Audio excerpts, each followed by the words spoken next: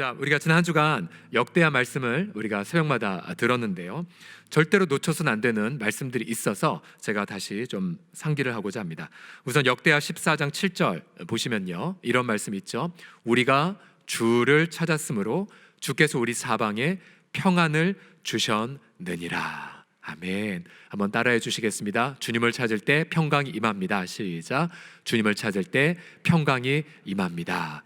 또 역대하 15장 2절 보시게 되면 너희가 여호와와 함께하면 여호와께서 너희와 함께 하실지라. 너희가 만일 그를 찾으면 그가 너희와 만나게 되시려니와 너희가 만일 그를 버리면 그도 너희를 버리시리라. 자, 역시 우리가 주님을 찾으면 주님이 우리를 만나 주실 줄 믿습니다. 우리가 하나님과 함께 하고자 하면 하나님이 우리와 함께 하실 줄을 믿습니다. 또 동일하게 역대하 16장 9절, 굉장히 중요한 구절이죠. 같이 함께 읽겠습니다. 시작.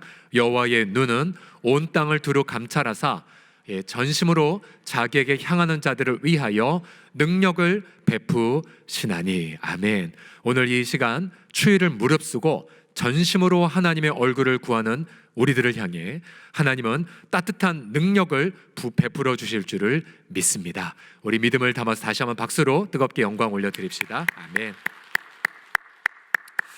오늘 목자 리더십 마지막 목자의 비전에 대해서 함께 나누고자 합니다. 하박국 2장 1에서 4절 말씀과 3장 2절 말씀을 같이 합독하도록 하겠습니다.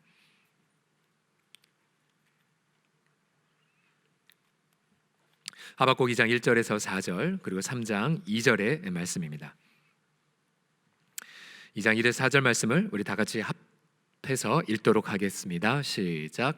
내가 내 파수하는 곳에 서며 성루에 서리라. 그가 내게 무엇이라 말씀하실는지 기다리고 바라보며 나의 질문에 대하여 어떻게 대답하실는지 보리라 하였더니 여호와께서 내게 대답하여 이르시되 너는 이 묵시를 기록하여 판에 명백히 새기되 달려가면서도 읽을 수 있게 하라. 이 묵시는 정한 때가 있나니 그 종말이 속히 이르겠고 결코 거짓되지 아니하리라. 비록 더딜지라도 기다리라. 지체되지 않고 반드시 응하리라. 보라, 그의 마음은 교만하며 그 속에서 정직하지 못하나 의인은 그의 믿음으로 말미암아 살리라. 아멘. 그 다음 3장 2절 함께 읽겠습니다. 시작. 여호와여, 내가 주께 대한 소문을 듣고 놀랐나이다. 여호와여, 주는 주의 일을 이 수년 내에 부응하게 하옵소서. 이 수년 내에 나타내시옵소서. 진노 중에라도 긍휼을 잊지 마옵소서. 아멘. 아멘. 자, 비전이란 단어는 무슨 뜻일까요? 비전을 설명하기 위해 잠시 이러한 예를 하나 들겠습니다. 자, 여러분, 광고 드립니다. 겨울이 영원할 것이란 광고를 전해드립니다 라는 것과 여러분 조금만 참으십시오, 잠깐만 기다리시면 봄이 올 겁니다. 이 두 가지에 상반된 광고를 비교해 보십시오. 전자는 일단 비전이 안 보이죠. 영원한 겨울인가? 그래서 이 광고를 듣는 순간 너무나 마음이 답답해질 것입니다. 그러나 여러분 잠깐만 기다리십시오. 저 남쪽에 벌써 동백꽃이, 아직은 피진 않았겠지만 동백꽃이 피고 있습니다. 이제 곧 봄이 오고 있습니다 라고 한다면 우리가 비록 오늘 사정없이 춥다 할지라도 우리 마음엔 소망이 아주 봄처럼 피게 될 것입니다. 우리가 비전을 여러 가지로 정의할 수 있지만 성경에 따라서 이렇게 정의를 내릴 수 있습니다. 비전이란 하나님이 미리 바라보고 계시는 것, 하나님이 바라보시는 하나님의 어떤 그림, 하나님의 뜻을 이라고 바로 비전이라고 할 수 있죠. 대표적인 비전으로 가득한 책이 있다면 지금 여러분 읽고 있는 요한계시록, 처음부터 끝까지 마땅히 되어야 할 일들을 주님은 말씀하고 계시지 않습니까? 사도 요한에게 마땅히 될 일을 내가 너에게 계시하리라 하시면서 요한에게 가장 먼저 보여주었던 장면은 하나님의 보좌이죠. 보좌, 하나님의 보좌. 그리고 또한 보여주셨던 장면은 어린 양. 그리고 또한 보여주셨던 것은 성도들이 거룩하게 되어 찬양하는 장면을 하나님은 요한에게 보여주셨습니다. 이 사도 요한은 그러한 비전을 받고 비록 반모섬에 유배되었지만 끝까지 믿음을 지킬 수가 있었습니다. 과연 여러분들은 어떠한 비전을 하나님께 받으셨습니까? 우리 예수님은 정말 비전의 리더였죠. 예를 들어 갈릴리에서 물고기를 잡는 시몬을 바라보시면서 예수님은 그에게 하나님이 바라보시는 그림을 그 시몬에게 이렇게 제시하셨죠. 마태복음 4장 19절 같이 읽겠습니다. 시작. 나를 따라오너라. 내가 너희를 사람을 낚는 어부가 되게 하리라. 그러면서 이 시몬에게 반석을 뜻하는 베드로라고 그렇게 이름을 붙여주셨죠. 그래서 예수님이 날마다 베드로야 너 어떻게 생각하니? 베드로야 나 좀 따라올래? 라고 들을 때마다 언제나 이 베드로는 아 그래 난 사람 낚는 어부가 될 것이지 라는 그런 비전으로 불타오르게 되었을 것입니다. 여러분 목자는 이처럼 하나님의 바라보시는 그림을 먼저 보고 그리고 그 그림에 따라 양들에게 안내하는 자들입니다. 언제나 하나님이 우리들을 목자로 부르실 때에 양들이 미처 못 보는 비전을 먼저 보게 하십니다. 우리 자녀들이 자신의 미래에 대하여 미리 바라보지 못할 때 하나님 언제나 그 부모들에게 자녀들의 하나님을 향한 그 뜻을 먼저 보고 그렇게 자녀들을 축복하게 하시죠. 이 자리에 계신 섬기비도 마찬가지이고요. 우리 주일학교 모든 선생님들도 마찬가지입니다. 또 우리 앞에 계신 우리 장로님들과 우리 교육자들도 마찬가지이죠. 비전의 사람, 하나님 미리 바라보시는 그림을 바라보게 하시는 것.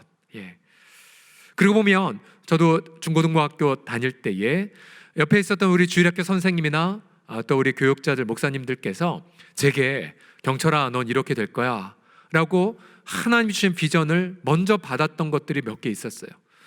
그 당시에는 제가 들었을 때 별로 마음에 들지 않았었어요. 그중에 대표적인 것이 고등학교 때 우리 안수강이라는 강도사님께 제자훈련을 받았었는데요. 그때 그분이 저한테 일일이 제자훈련 받는 학생들에게 기도해 주시면서 저한테는 이렇게 비전을 주셨어요. 경철아 너는 피스메이커가 될 거야. 피스메이커. 근데 저는 그게 마음에 들지 않았어요. 왜냐하면 너무 약해 보였거든요. 좀 불의 사자라든지 뭐 열방을 뒤집을 자 뭐 이런 게 아니라 피스메이커. 그래서 저는 그냥 반신반의 했었습니다. 그러나 세월이 지나면서 이 피스메이커가 얼마나 풍성한 은혜가 가득한지를 깨닫고 그때 하나님이 제게 주신 비전 중에 하나가 피스메이커구나 라는 것을 깨닫게 되었죠. 여러분 만약 이런 하나님의 비전이 없다면 공동체는 어떻게 될까요? 잠언 29장 18절에 보게 되면 여기 한글에는 묵시라고 번역이 됐지만 그러나 영어 성경에 보게 되면 킹제임스 버전이 대표적인데 비전이라고 말하면서 비전이 없다면 인간의 비전이 아니라 하나님이 바라보시는 비전이 없다면 백성은 방자히 행한다 라고 말합니다. 또한 하나님의 비전을 추구하는 삶을 그 다음 보십시오. 율법을 지킨다라고까지 표현하고 있죠. 여러분 과연 우리 하나님이 주시는 여러분 개인의 비전이 아니라 욕심의 비전이 아니라 정말 하나님이 주시는 비전으로 여러분들이 불타오르고 계십니까? 여러분 자녀를 바라볼 때도 또 우리 공동체를 바라볼 때도 여러분 그런 비전에 붙들려 계십니까? 오늘 본문의 이 하박국서를 제가 선택한 이유는 이 하박국은 처음부터 끝까지 하나님의 비전에 대한 책이기 때문입니다. 하나님은 하박국 2장 2절과 3절에 보시게 되면 이렇게 하박국에게 비전을 주시면서 비전을 기록하고 언제나 비전을 선포하도록 하라고 말씀하셨죠. 여호와께서 하박국에 대답하여 이르시되 너는 이 묵시 너는 이 하나님의 비전을 기록해라. 판에 명백히 새기라. 달려가면서 읽을 수 있게 하라. 이 비전은 정한 때가 있을 거다. 그 비전의 결론이 속히 이르겠고 절대로 헛되이 되지 않겠지만 더딜 것 같다 할지라도 기다리면 지체되지 않고 반드시 이 비전이 성취될 것이라고 말씀하셨습니다. 자, 오늘 본문을 통해서 비전 어떻게 받고 도대체 비전의 성격이 무엇인지를 하박국 1장, 2장, 3장 전체를 묵상하면서 함께 정리하고자 합니다. 자, 우선 하나님의 비전, 하나님의 비전은 이것입니다. 우리 심야기도 성도들 수준 높으시니까 약간 어려움을 하나 넣습니다. 비전은 하나님의 주권적 일하심입니다. 천천히 읽어주십시오. 시작. 비전은 하나님의 주권적 일하심입니다. 이 포인트가 무엇이냐면 비전이란 하나님이 일하시는 것, 그런데 주권적으로 일하시는 것을 우리가 바라보는 것, 이것이 바로 비전이죠. 보통 이 주권이란 단어가 들어가면요, 반드시 나오는 말이 뭐냐면 악의 문제입니다. 악의 문제. 이렇게 악이 도처에 횡행하는데 아직도 내년도에 우리 난방비 오른다는 거 보면서 우리는 저 푸틴이 빨리 전쟁 멈추고 회개하지만 난방비 조금 떨어질 텐데, 이 땅의 악 쉽게 안 사라지거든요. 우리 한두 번 기도해도 여전히 김정은은 웃으면서 또 자기 딸, 이쁜 딸 데려놓고 미사일 쏘고, 참 그렇게 악은 아무리 기도해도 안 사라지는 것처럼 보입니다. 하박국의 고통이 그것이었어요. 1장 2절에 보시면 보세요. 여호와여, 제가 부르짖어도 주님이 듣지 아니하시니 어느 때까지입니까? 제가 강포, 그러니까 폭력, 제가 폭력 때문에 말미암아 외치는데 왜 주님이 구원하지 않습니까? 라고 강하게 항의하고 있습니다. 그러니까 이른바 불만족이죠. 거룩한 불만족. 그러면서 3절 4절에 보시면 구체적으로 보십시오. 하박국이 지금 경험하고 있는 죄악의 리스트들. 하나님, 어찌하여 제가 계속 죄를 보게 하십니까? 죄악, 패역, 그러니까 어떤 반역이나 반항이나 패역을 눈으로 보게 하시고, 또 심지어 겁탈, 강자가 약자의 소중함을 빼앗는 일, 또 계속해서 폭력 내 앞에 있고, 그 다음에 변론과 분쟁, 수많은 소송, 또 수많은 많은 다툼이 있고, 그래서 사람들이 더 이상 말씀을 지키지도 않고 율법이 해이해지고 정의는 전혀 시행되지 못하고 있고, 그리고 악인이 의인을 애워쌌고 정의가 굽게 행하여졌습니다. 하나님, 언제까지입니까? 라고 하소연하고 있어요. 사실 하박국의 이 질문을 묵상해 보면 첫 번째 드는 생각이 다 이거일 거예요. 우리 한국이랑 똑같네. 어쩜 우리 한국이랑 똑같아. 한참 동안 기도했나 봐요. 몇 날 며칠이고 금식도 했겠고. 하는 왜요? 그런데 자, 하박국의 이런 첫 번째 질문에 대하여 하나님 뭐라고 응답하셨습니까? 1장 6절을 같이 읽어보겠습니다. 시작. 보라, 내가 사납고 성급한 백성, 곧 땅이 넓은 곳으로 다니며 자기의 소유가 아닌 거처들을 점령하는 갈대아 사람을 일으켰나니. 되게 동문서답 같지 않습니까? 아니, 주님, 악 때문에 제가 고통하는데 언제까지 이걸 가만히 내버려 두시겠습니까? 질문했는데 하나님은 갈대아인을 일으켰다라고 말씀하십니다. 갈대아 사람들을. 자, 이 갈대아 사람들 뭐라 묘사합니까? 사납고요, 성급하고요, 땅 넓은 곳으로 다니고 자기 소유 아닌 거처들을 점령하는 자들입니다. 더 나쁜 놈들이에요. 더 나쁜 놈들. 근데 이 더 나쁜 놈들을 하나님이 뭐라고 표현하시냐면 일으켰다라고 표현하십니다. 일으켰다고.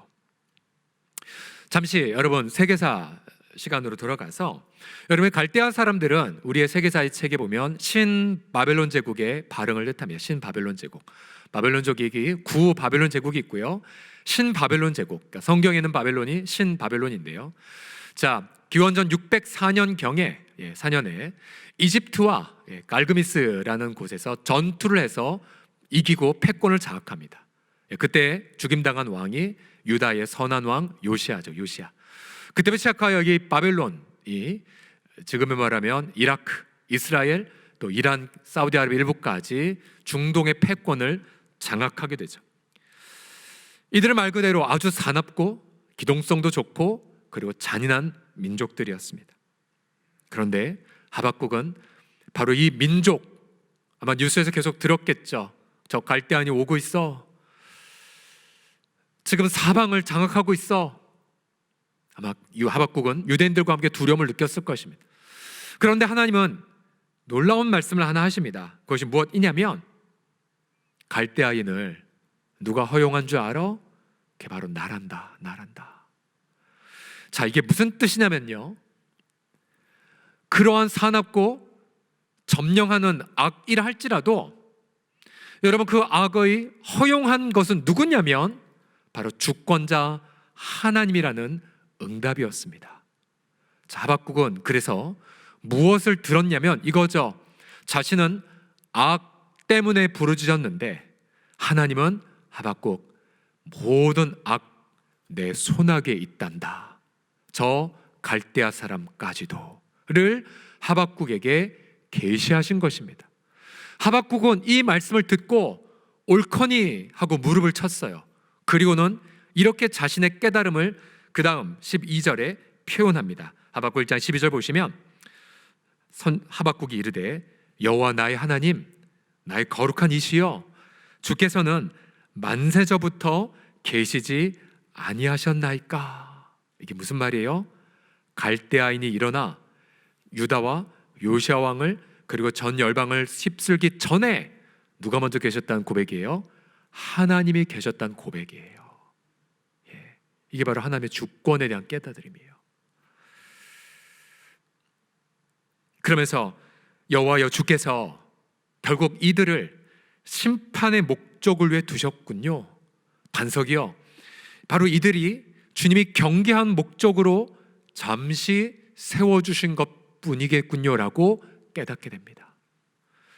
이러한 동일한 깨달음, 즉 바벨론이 열방을 증치하는 몽둥이, 하나님의 붙들린 몽둥이, 그러니까 잠깐 하나님 매질하고 이제 끝나면 이제 버리는 거죠, 매질을. 이러한 고백은 선지자 이사야의 기록에도 반복되이 나옵니다. 예. 열방을 증치하는 막대기. 예. 그래서 하나님은 결국 선지자의 거룩한 불만족을 무시한 게 아니셨어요. 선지자가 보세요, 이런 질문을 하기 이전에 하나님, 왜 내가 이 악을 보게 하십니까? 라고 질문하기 이전에 이미 하나님은 만세 전부터 역사를 주관하고 계셨습니다. 하나님 모든 악과 재난보다도 크신 분임을 깨달았죠. 결국 하나님은 주권적으로 일하고 계심을 하박국은 깨닫게 됩니다. 여러분 보세요, 비전이란 인간의 야망이 아닙니다. 비전이란 하나님의 주권적 일하심이죠. 결국 이 비전 속에는 반드시 무엇이 있어야 하냐면 내가 마주하는 악에 대하여 하나님이 어떻게 일하시는 것을 깨달을 때 비전을 발견하게 됩니다. 이 땅에 악에 대한 깊은 통찰이 있어야 비전이 열매를 맺게 되죠. 악의 문제 외면하시면 안 됩니다. 제가 이것을 하나의 사례로 들게요. 악 혹은 갑작스런 재난 등에 대하여 어떻게 비전이 잉태되는지 하나의 생생한 사례가 있습니다.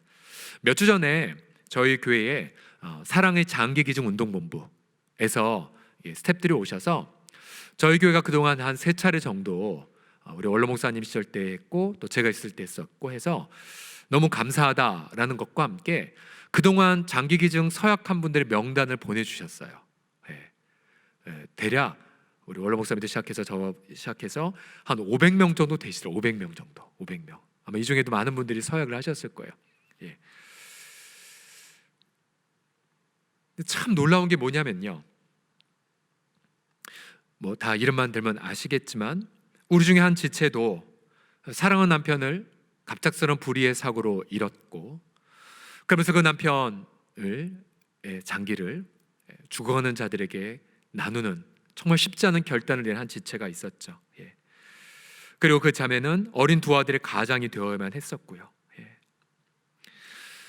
그러나 그 남편의 희생을 통해 정말 많은 분들의 생명을 살렸고 이제 세월이 한참 지났죠. 세월이 지났고 이제 그 지체는 지금 어떠한 일을 하고 있냐면요, 이제 사랑의 장기기증 운동본부 안에 유가족들의 모임이 있어요. 유족들의 모임. 비록 숭고한 희생을 했지만 너무나 유족들의 마음에는 깊은 고통이 남겨져 있죠. 근데 우리 지체는 그들에게 가셔서 멘토 역할을 하고 있어요. 같이 울어주고 또 같이 가이드해주고. 예. 불과 지난 코로나 기간이었지만 역시 비슷한 사례로 한 자매 남편 잃었을 때에도 역시 장기 기증을 했고, 제가 이번에 그 본부 통해서 들었지만 정말 우리 뉴스에 한번 나왔었어요. 그 한 번도 해보지 않았던 이식도 했었었대요. 어떤 부인지는 말씀 못 드리겠지만, 이제 우리 지체는 본인도 멘토가 되었지만 또 그의 장성한 아들도 이제 또래 멘토라 해서 그렇게 같은 아픔을 지닌 똑같은 어린애들을 돌보는 일까지 하고 있습니다. 그런 깊은 심연의 고난 속에서 하나님의 주권은 물론 이것 때문에 남편을 데려가다 이렇게는 저희 설명할 수 없어요. 다만 결코 이해할 수 없는 그 고통 속에 이 가정은 다른 사람을 위로하는 역할로 지금 쓰임받고 있다는 사실입니다. 여러분, 그러고 보면 저와 여러분들이 정말 불타는 비전의 공통점이 무엇이냐면, 내 인생에 제일 지우고 싶은 영역, 내 인생에 제일 힘들었던 그 순간, 혹은 내 인생에 제일 수치스럽고 정말 죄책감 가득하고 가장 실패했던 그곳. 하나님, 제가 그렇게 열심히 예배드렸는데 하나님, 이게 무슨 일이에요? 하나님, 내가 왜 이런 재난을 겪어야 되죠? 하나님, 전 우매무지한 짐승과 같지만, 제 죄악은 머리털보다 많은 건 맞지만, 하나님, 그래도 사유하심이 주께 있는데 제가 왜 이것을 겪게 하셨어요? 라고 하는 그 영역들, 우리가 그것을 가리켜 주 앞에 질문하면 주님은 똑같이 이렇게 말씀하세요. 얘들아, 너가 마주한 악보다 먼저 내가 있었단다. 너의 고난 이전에 내가 있었어. 너의 깊은 심연의 아픔보다 내 긍휼과 사랑이 더 깊단다. 심지어 악조차도 갈대아인처럼 사납고 맹렬하고 누구도 통제할 수 없을 것 같은 그 거대한 악마저도 하나님의 손바닥 안에 있음을 가르쳐 주십니다. 여러분, 그렇게 우리가 깨닫고 경험하게 되는 그 순간, 우리는 그 속에서 하나님의 마음을 경험하게 됩니다. 그래서 여러분, 비전은 어느 곳에서 잉태되냐면요, 비전은 내 삶의 고통 속에서 잉태가 된답니다. 왜요? 하나님의 주권적 손길이 고통 전부터 있었기 때문입니다. 여러분, 믿으십니까? 여러분, 고백하십니까? 우리가 천천히 저 문장을 읽어보겠습니다. 시작. 비전은 내 삶의 고통 속에서 잉태된다. 하나님의 주권적 손길이 고통 전부터 있었기 때문이다. 아멘. 저는 우리 모든 사랑하는 성도들이 고통을 외면하지 마시고 도망가지도 마시고 고통 속에 함께 계신 하나님 비전의 주권적 손길을 바라보셔서 정말 전혀 상상하지 못했던 그런 비전을 경험하시는 우리 성도들 다 되시기를 간절히 축복합니다. 다시 한번 고백해 보겠습니다. 비전은 고통 속에서 잉태됩니다. 라고 시작. 비전은 고통 속에서 잉태됩니다. 아멘. 두 번째로 하나님의 비전의 성품이 또 무엇이냐면요, 첫 번째는 일함과 연관되고요, 두 번째는 성품과 연관돼. 성품. 비전은 반드시 하나님의 성품이 나타날 수밖에 없어요. 하나님의 성품.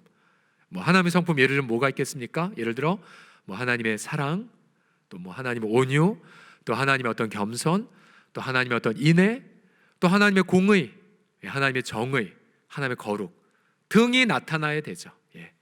만약 우리가 비전이라고 하는데 저런 성품이 없다. 그러면 그 비전은 아직 온전하지 못한 비전입니다. 자, 선지자 하박국 이제 중요한 깨달음을 하나 얻었죠. 악을 하나님이 해결하시겠구나. 하지만 듣고 보니 더 질문이 생겼어요. 뭐냐면, 아니 그래도 그렇지, 13절을 보십시오. 아니 주님은 눈이 정결하시지 않아요. 정결하신 주님, 청결하신 하나님의 성품. 아니 그런 주님이 악을 참아보지 못하시며 폐역을 참아보지 못한 게 당연한데 아니 어떻게 저 갈대아인처럼 거짓된 자들을 방관하신다고요? 아니 저 갈대아 사람들이 악인인데 자기보다 의로운 우리 유다 백성들 삼킨다고요? 아니 그게 하나님 성품에 맞는 얘기입니까? 라고 또다시 따지기 시작합니다. 여러분, 우리 성도들은 하나님 앞에 따지는 것, 거룩한 의미에서 거룩한 따짐. 일찍이 우리 아브라함도 하나님이 소돔 땅 멸한다고 하자 따졌죠. 하나님, 세상을 심판하실 이가 공의를 행하실 것 아닙니까? 의인이 있으면 함께 죽이실 것입니까? 불가합니다, 불가합니다 라고 따졌었죠. 도무지 하나님의 성품과 갈대아인을 허락하는 게 합당하지 않았었어요. 보세요. 바벨론 제국이 어떤 나라인지 16절 17절에 보면, 자, 그들은 그물에 제사하며 투망 앞에 분향하는 민족이에요. 자, 저기서 그물과 투망이란 비유인데요, 이 바벨론의 강력한 기마병, 또 바벨론의 강력한 전략, 또 무서움 등을 상징하는 표현이죠. 순식간에 중동을 패권을 장악해버렸어요. 그러나 그 배후에 계신 분이 주권자 하나님임에도 불구하고, 자, 이들은 하나님을 인정 전혀 안 했죠. 오히려 그물에 제사하고 투망 앞에 분향하고, 마치 월드컵에 결승에 올라간 아르헨티나가 있다면 뭐 그런지는 제가 모르겠지만 이런 거죠. 오 나의 축구의 신이여 메시, 뭐라든지 축구 그 자체를 막 하나님처럼 숭배하는 것, 뭐 그런 부분인 거겠죠. 그러면서 그가 그것을 힘입어 소득이 풍부하고 먹을 것이 풍성하게 됨이니이다. 그가 그물을 떨고는 계속하여 여러 나라를 무자비하게 멸망시키는 것이 옳습니까? 라고 하나님께 따집니다. 여러분, 바벨론 제국이 얼마나 잔인했습니까? 예루살렘을 함락했고, 그 당시 왕 스디기야 왕 눈앞에서 자녀들 다 죽여버리고 그 왕의 눈을 뽑아서 바벨론을 끌고 가버렸죠. 성전을 다 불태워버렸던 왕. 이해할 수 없었어요. 하나님의 성품과 맞지 않습니다. 이 두 번째 질문에 응답받는 건 굉장히 시간이 오래 걸렸던 것 같아요. 그래서 2장 1절에 보시면 하박국이 이렇게 표현합니다. 내가 내 파수하는 곳에 서며 성루에 서리라. 그가 내게 무엇이라 말씀하시는지 기다리고 바라보며 나의 질문에 대하여 어떻게 대답하실지 보리라 라고 말합니다.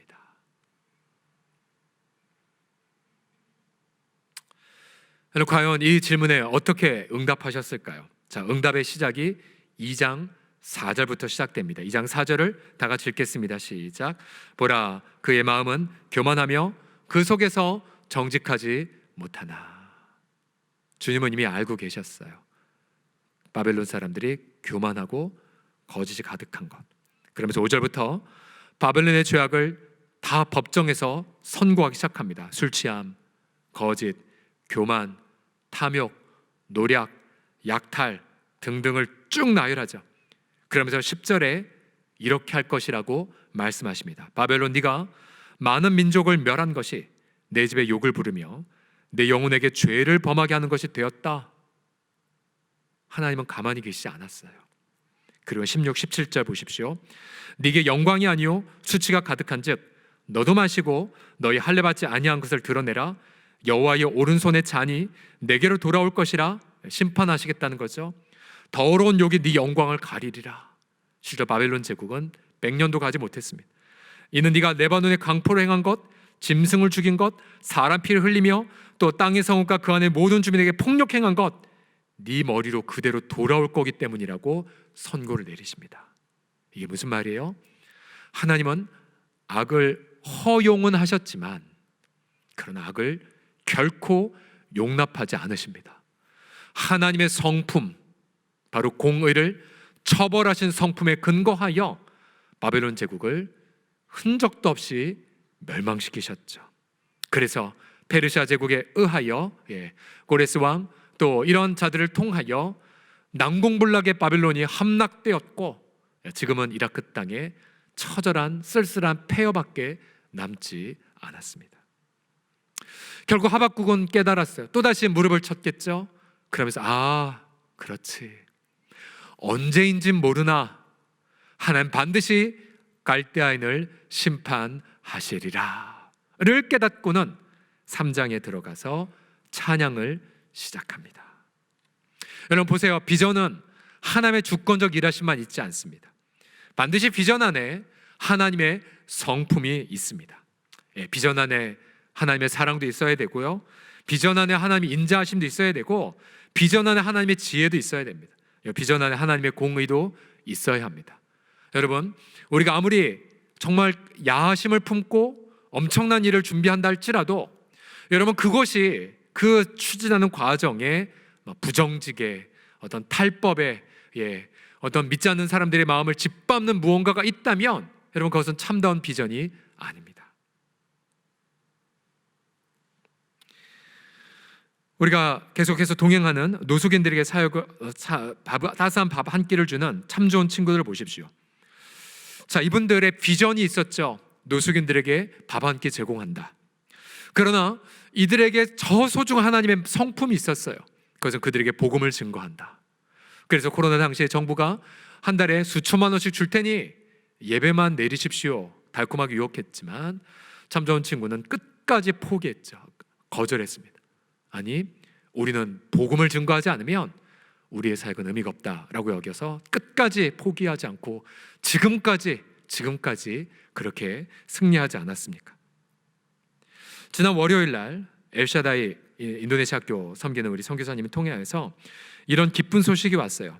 무려 2년 전에 신청했던 중학교, 이미 초등학교는 수백 명이 다니는 것 많이 들으셨겠지만 중학교 아직 허가 떨어지기 전에 6명, 또 2학년에 10 몇 명 올라갔지만 여전히 허가는 안 떨어진 상황이었죠. 분명히 자카르타에서는 와서 탐방을 했지만 이제 리아우, 우리나라 치면 경기도 서울에 해당하는 주 정부에서는 허가를 끝까지 안 내줬대요. 왜요? 뇌물을 요구했어요. 뇌물을 노골적으로. 그러나 학교에서는 응하지 않았답니다. 그러자 이 관청에서는 아예 대놓고 혼내기까지 했답니다. 너희 그렇게 하면 안 돼. 그러나 이 선교사님과 학교는 기도했던 것이 있었어요. 그것이 무엇이냐면 설사 이루어지지 않는다 할지라도 우리 다음 세대들에게 정직의 가치를 지키겠다, 이 결단이었답니다. 끝까지 기도하고 포기하지 않고 그리고 함께 기도해서 마침내 지난 월요일 날 허락이 떨어졌습니다. 그래서 중학교가 인가가 돼버렸어요.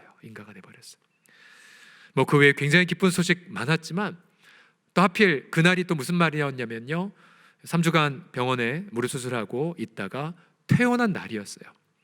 우리 강사님 한 분이 가셔서 퇴원 수술 도와주셨는데 발을 절대로 땅에 디디면 안 되기 때문에 목발을 해야 되지만 목발이 너무나 좀 못 믿어와서 좀 안타까운 장면이지만 엉덩이로 계단을 올라가서 잘 들어가셨다고 합니다. 위로하려고 전화드렸어요. 그래서 얼마나 힘드세요? 여전히 통증 계속 있고. 근데 오히려 전화기 너머의 목소리는 밝았어요. 목사님, 오늘 기쁜 소식이 있었어요. 중학교 허가 떨어졌대요. 야, 하나님 이렇게 일하시는구나. 몸은 되게 고통스러운데 그런데 오히려 하나님 행하신 일로 인해 마음이 기쁘고 그래서 좀 버티시는 것 같아요. 계속 여러분 기도해 주십시오. 여러분 맞아요. 우리가 이렇게 하나님의 성품을 반영한 비전을 위해 기도하게 되면 많이 대가를 지불하지만 그러나 그 비전은 길이 남는 비전이 됩니다. 그래서 우리는 우리의 자녀들, 우리 다음 세대들을 이렇게 반드시 기도하지 않습니까? 탁월한 리더가 되는 것 축복하지만 그러나 그 전에 우리 자녀들, 순결한 자녀들이 먼저 되게 하여 주옵소서. 예수님의 성품을 닮은 우리 자녀들이 되게 하여 주시옵소서. 아마 하나님의 성품과 연관된 그런 노래가 있다면 이 소원이라는 노래일 것입니다. 삶의 작은 일에도 그 마음을 알기 원하네. 그 길, 그 좁은 길로 가기 원해. 나의 작음을 알고 그분의 크심을 알며 소망 그 깊은 길로 가기 원하네. 저 높이 솟은 산이 되기보다 여기 오름직한 동산이 되길. 내 가는 길만 비추기보다는 누군가의 길을 비춰준다면 내가 노래하듯이 또 내가 얘기하듯이 살 길, 난 그렇게 죽기 원하네. 삶의 한 절이라도 그분을 닮기 원하네. 사랑 그 높은 길로 가기 원하네. 아멘. 목자의 비전이 무엇입니까?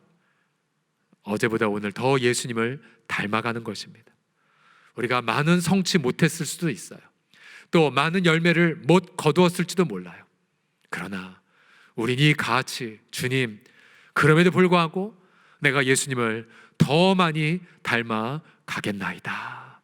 너무나 무능해 보인 것 같고 너무나 부족해 보인다 할지라도 하나님, 내가 이 어두움 한복판 안에서 주님을 더욱더 한 절이라도 닮아가는 목자가 혹은 부모가, 교사가 되겠나이다. 이런 고백으로 연말을 보내시는 저와 여러분 다 되시기를 간절히 축복합니다. 자, 마지막으로 하나님의 비전은 첫 번째는 주권적 일하심, 두 번째 성품의 나타남, 그리고 이 비전은요 믿음과 찬양으로 실현이 됩니다. 믿음과 찬양으로 실현이 돼요. 하박국 처음엔 불평으로 시작됐죠. 그러나 하나님의 비전을 두 차례 통해서 받습니다. 그리고 3장 가서 찬양을 시작합니다. 하박국 3장 전체가 하나의 찬양의 콘서트인데요. 3장 2절에 보시면 그가 이렇게 노래합니다. 3장 2절 다시 읽어봅시다. 시작. 여호와여, 내가 주께 대한 소문을 듣고 놀랐나이다. 여호와여, 주는 주의 일을 이 수년 내에 부응하게 하옵소서. 이 수년 내에 나타내시옵소서. 진노 중에라도 긍휼을 잊지 마옵소서. 아멘. 여러분, 비전은 좋은 것만 있지 않아요. 하박국이 받은 비전은 뭐예요? 하나님의 진노의 심판이었거든요. 악을 심판하는 것. 그래서 그 사이 속에서 당신의 백성을 향한 긍휼 잊지 말아달라고 호소합니다. 옆에 중간에 보시면 주의 일을 수년 내에 부응하게 하옵소서라는 기도를 합니다. 부응하게 하옵소서. 우리가 좋아하는 이 부응. 이 부응의 원래 히브리어 단어는 살다, 살게 하다, 살리다 라는 뜻이에요. 그래서 주님의 그 일하심이 살아나게 하여 주세요. 주님 속히 주님의 일하심이 나타나셔서 우선 우리 악을 제거하시고 회개케 하고 또한 이 세상의 악도 해결하여 주소서라고 간절히 기도하는 것입니다. 전에는 하나님 왜 응답 안 하냐고 불평했지만 그러나 하박국의 3장에서 그는 하나님의 영광이 온 땅에 가득하다고 노래합니다. 물이 바다 덮음같이 하나님을 인정하는 지식이 가득할 것이라고 고백하게 되죠. 여러분, 결국 비전의 사람은 이처럼 잿더미 속에서도 하나님의 영광을 바라보는 자입니다. 그리고 비전의 사람은 절망 속에서도 오히려 하나님을 더 기쁘게 경배하는 자들이죠. 하박국이 이렇게 비전의 사람이 된 원동력이 무엇이 있겠습니까? 여전히 갈대아 사람은 쳐들어오고 있고 여전히 자신의 민족의 악은 해결되지 않고 있었지만 그러나 그가 비전의 사람이 된 결정적인 요소가 하나 있습니다. 하박국 2장 4절 같이 읽겠습니다. 시작. 보라, 그의 마음은 교만하며 그 속에서 정직하지 못하나 의인은 그의 믿음으로 말미암아 살리라. 아멘. 여러분, 뭐가 보이십니까? 바로 믿음이란 단어. 예.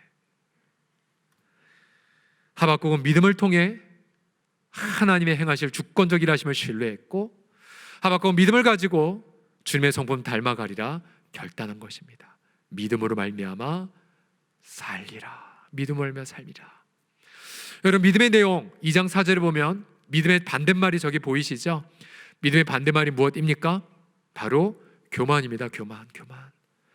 교만한 자는 믿지 않습니다. 그물을 믿고 자기 손을 신뢰하죠. 그러나 겸손한 자는 주 앞에 바짝 엎드려 주님만 신뢰합니다. 눈에 여전히 고난이 해결 안 돼도 주님이 악을 해결할 걸 믿고 하나님 앞에 나아가 찬양 드리는 자죠. 믿음으로 나아가고 그래서 그 믿음 속에서 찬양으로 하나님께 나아가는 자, 바로 그것이 바로 비전의 사람입니다. 그래서 이 비전의 사람은 그래서 마지막 이 놀라운 찬양을 이렇게 드리게 되죠. 17절 19절 보십시오. 비록 무화과 나무가 무성하지 못하며 포도나무에 열매가 없으며 감람나무에 소출이 없으며 밭에 먹을 것이 없으며 우리의 양이 없으며 외양간에 소가 없을 뭐래요? 찌라도 일상생활에 가장 필요한 것들이 다 없어요. 이스라엘 백성들에게 기름도 없고 먹을 것도 없고 우유도 없고 아무것도 없어요. 아무 열매도 없어요. 비전만 있을 뿐이에요. 그런 하박국은 비전만 있음에도 불구하고 무엇을 결단했습니까? 나는 여호와로 말미암아부터 같이 읽어보죠. 시작. 나는 여호와로 말미암아 즐거워하며 나의 구원의 하나님으로 말미암아 기뻐하리로다. 주 여호와는 나의 힘이시라. 나의 발을 사슴과 같게 하사 나를 나의 높은 곳으로 다니게 하시리로다. 아멘. 아멘. 여러분, 비전의 사람은 무엇을 즐거워합니까? 외양간의 소로 즐거워하지 않고 바로 하나님으로 인하여 즐거워합니다. 주권조리하신 하나님, 그리고 이 세상을 심판하실 주님, 그 가운데 당신의 백성을 보호하실 하나님, 바로 그분으로 인하여 기뻐하고 찬미하는 것이죠. 결국 여러분, 비전이 실현되는 것을 보기 직전에 반드시 하나님은 테스트를 통과하게 하세요. 뭐냐면 너도 외양간에 소 없어도 구원의 하나님을 바라보고 즐거워할 수 있겠니? 너 비록 땀 흘려 일한 것에 열매가 하나도 없어도 주님만 바라보고 만족할 수 있겠니? 마치 지난 세세명 축제 때 지선 전도사님이 여전히 자녀는 사경을 헤매면서도 환우들 앞에 찬양을 할 때 하나님의 음성을 이렇게 들었죠. 너 내 앞에서만 찬양을 해다오. 내 앞에서만. 그때 성령이 임하셨네 라는 노래를 불렀고, 바로 그 순간에 여전히 아이는 화상으로 붕대에 퉁퉁 메었음에도 불구하고 바로 그때 하나님의 비전이 그 전도사님을 통해서 이루어지기 시작한 것 아니겠습니까? 그러고 보면 우리 성도들 많은 분들이 지금 테스트 받고 계세요. 어떤 분은 하박국 1장에서, 어떤 분은 2장에서, 어떤 분은 3장 직전까지 왔는데 다시 외양간에 소 없어, 무화과 나무에 열매가 없어, 다시 1장으로 돌아가시는 분도 있을 것 같아요. 그러나 사랑하는 성도들이요, 아무것도 없을지라도 우리 하나님, 여러분 그분만으로 즐거워하시는 우리 기쁨의 사람 다 되시기를 간절히 축복합니다. 하나님만으로 만족해하는 우리 저와 여러분 성도님 다 되시기를 예수님의 이름으로 간절히 축원합니다. 우리 하나님 앞에 기쁨의 박수 영광 올려드리겠습니다. 아멘.